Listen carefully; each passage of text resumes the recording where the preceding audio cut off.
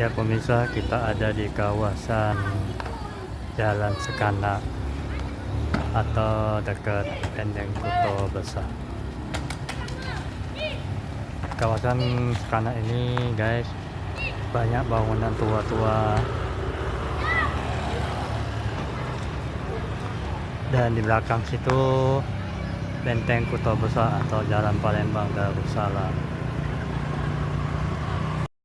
Ya inilah aktivitas di sore hari di Jalan Sekana.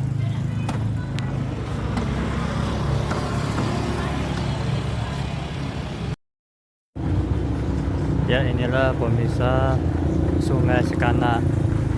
Jalan Sekana itu diambil sungai ini.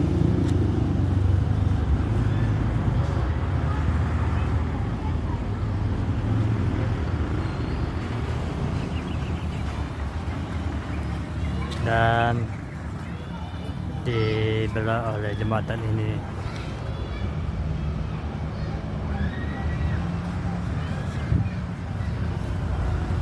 Dan inilah masih Sungai Sekana dan itu Sungai Musinya.